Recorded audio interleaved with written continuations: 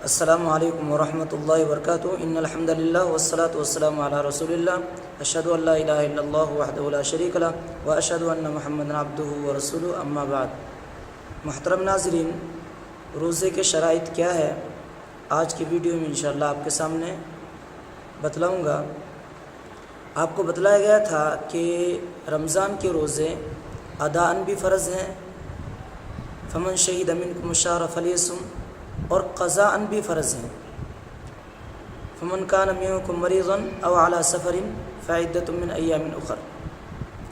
تو اداءً جن پر فرض ہیں ان کے حساب سے رمضان کے جو روزے ہیں، روزے کے شرائط کیا ہے وہ آپ کے سامنے بیان کیا جا رہا ہے، بتلایا جا رہا ہے۔ اسلام کا پایا جانا سب سے پہلے، کوئی شخص اگر مسلمان ہی نہیں تو اس پر روزہ فرض نہیں۔ عقل کا پایا جانا، یعنی وہ شخص سمجھ بوجھ اس کے اندر ہو، سمجھدار ہو۔ نمبر 3، تیسرے نمبر پر اس کے اندر وہ بالغ ہو، بلوغت کا پایا جانا۔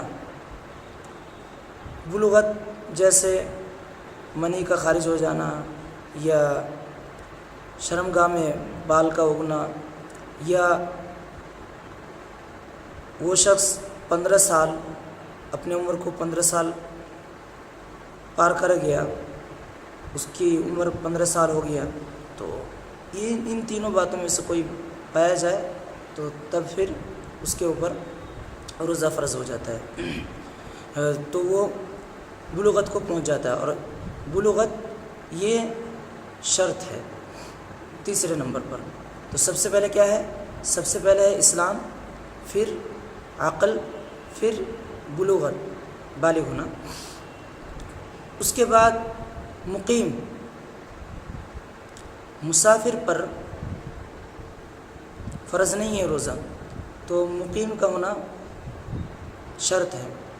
اس کے بعد قدرت، روزہ رکھنے پر وہ قادر بھی ہو، ایسا نہ ہو کہ مریض ہو، ایسا نہ ہو کہ وہ بہت زیادہ بوڑھا ہو چکا ہو، تو قدرت کا پایا جانا ضروری ہے۔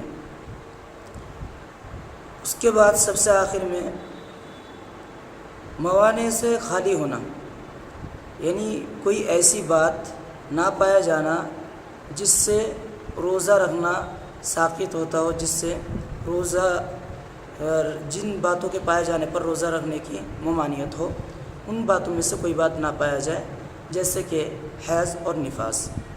خلاصہ یہ ہے کہ اگر مرد ہے تو اس کے تعلق سے 5 چیزیں پایا جانا ضروری ہے: اسلام، عقل، بلوغت، قدرت، مقیم، اقامت۔ یہ 5 چیزیں مرد کے تعلق سے، اور عورت کے تعلق سے ان 5 کے ساتھ ایک اور زیادہ، وہ ہے حیض یا پھر نفاس کے سے پاک ہونا۔